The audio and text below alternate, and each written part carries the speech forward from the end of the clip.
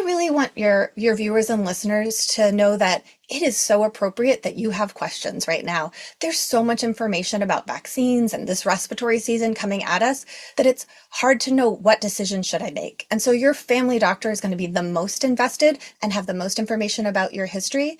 But even if you don't have that relationship right now, that you using these resources, familydoctor.org, CVEEP, CVEEP.org. Those are places where you can look through your own information, your child's information, your family members to know, are we at risk? Do we need to be thinking about getting vaccinated right now? And connect to either your family doc, a pharmacy, or even your local health department often has vaccines available.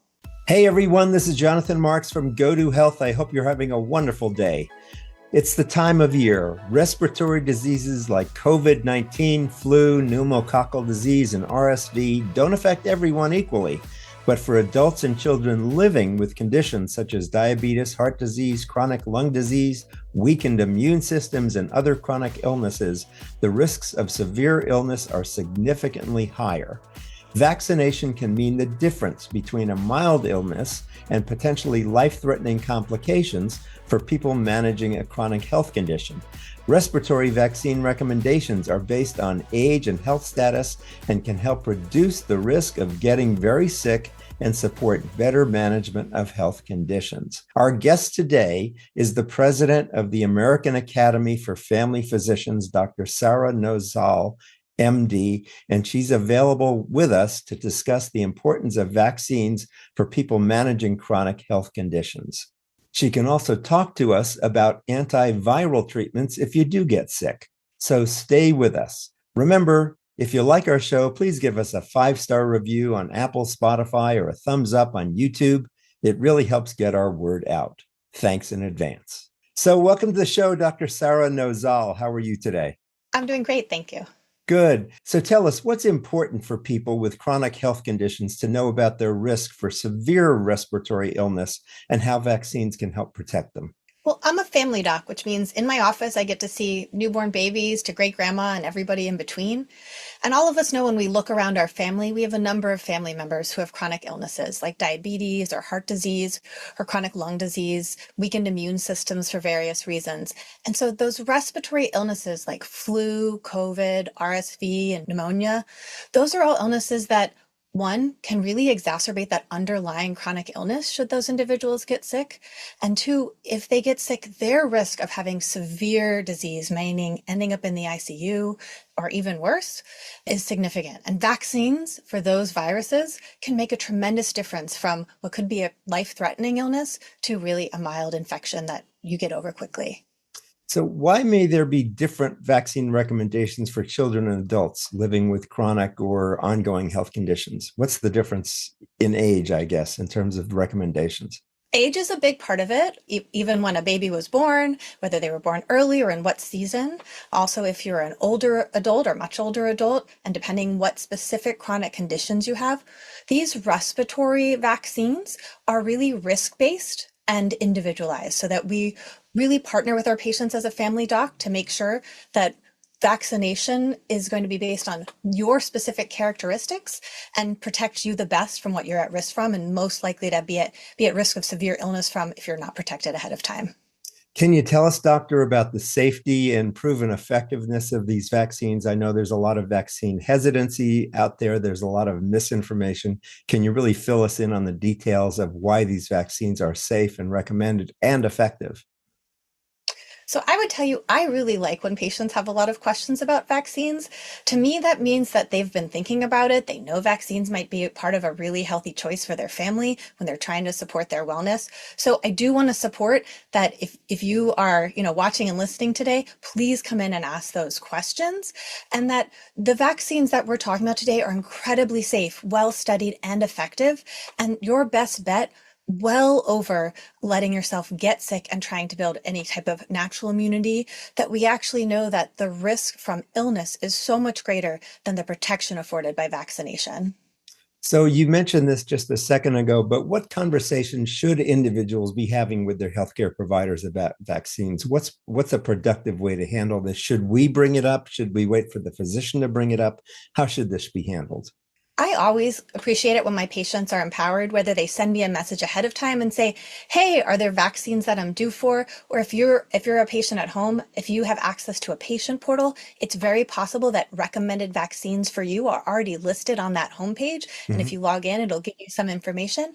And that when you come into my office, while absolutely I should be bringing forward to you those options, knowing your health history, I would love to hear if you want to know why did my dad get this, pneumococcal vaccine and how come I'm not being offered that? And those are the kind of questions that patients have that are really great questions. And we can go through their history, whether they're smoking, whether they have a history of alcohol use, how old they are, what other chronic illnesses they might have, and if and why those vaccines would be recommended for them. So your family doctor is interested in those questions, and we're open and willing to have those conversations. Good.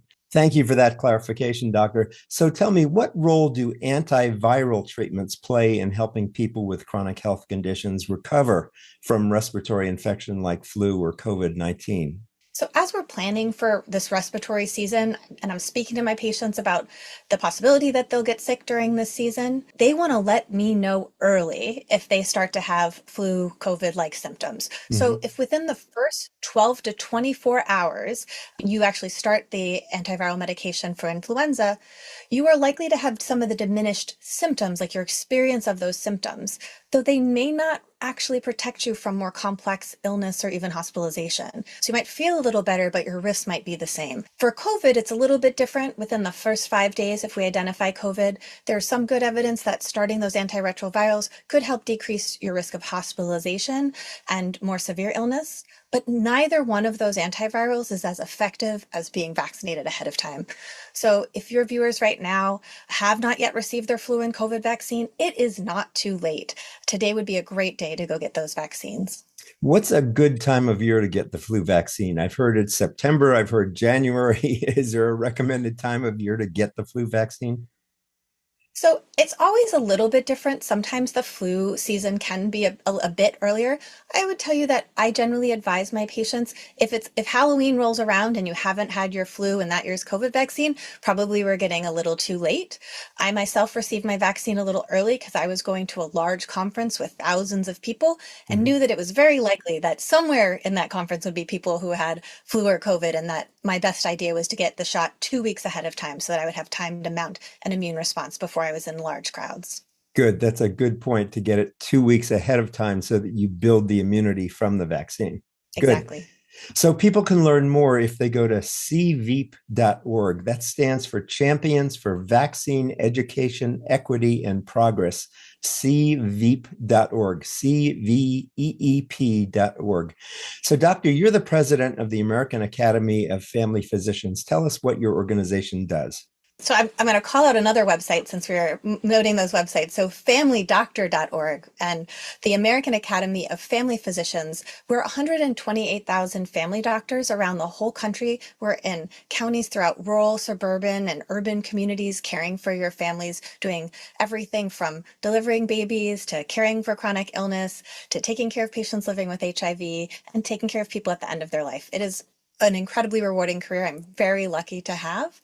And our organization provides educational materials at familydoctor.org for patients and communities, and on our main website to help guide clinicians to make sure that they stay up to date on science and evidence-based vaccination practices. Good. And what's different from a family doctor versus a regular doctor? And how should I know which one to go to? When should I come see a family doctor?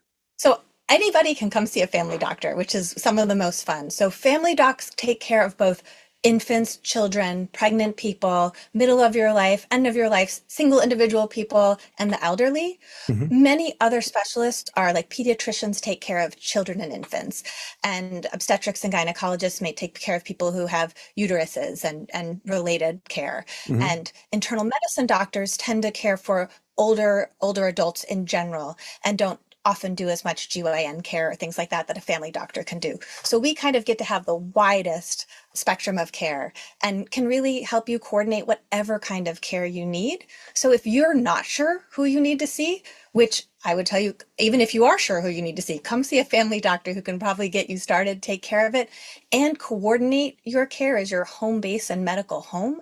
Should you have to engage with lots of specialists or be more complexly ill and have those chronic illnesses, I will help translate that information to you to make sure you understand what all these different doctors are doing to be on your team and be your medical home hub. Great. Thank you.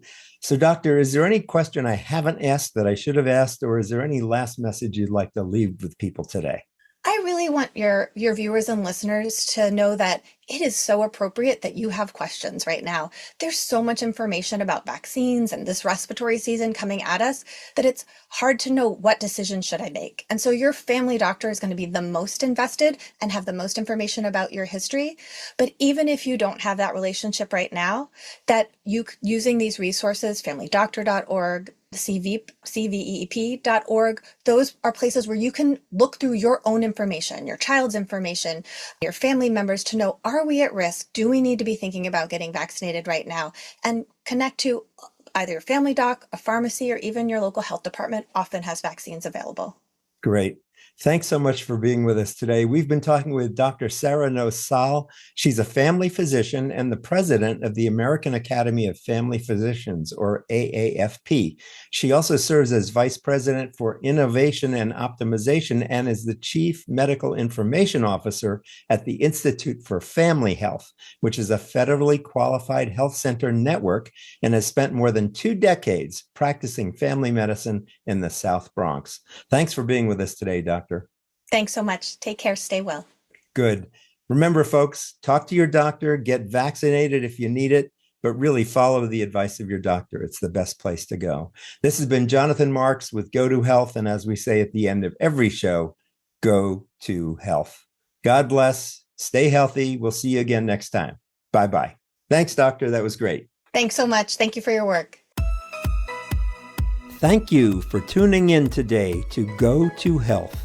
You are one of almost 10,000 people per day who enjoy the evidence-based health information offered by our guest health experts. You can watch us on our website and YouTube and listen to us on 8 podcast networks. Be sure to join Jonathan Marx in our upcoming shows each week. If you like our show, please share this episode with your friends and colleagues. You can subscribe to the show, join our email list, send us feedback, browse through the online store, and view our library of over 150 shows at gotohealthmedia.com. See you next time, and remember to elevate your life with Go to Health.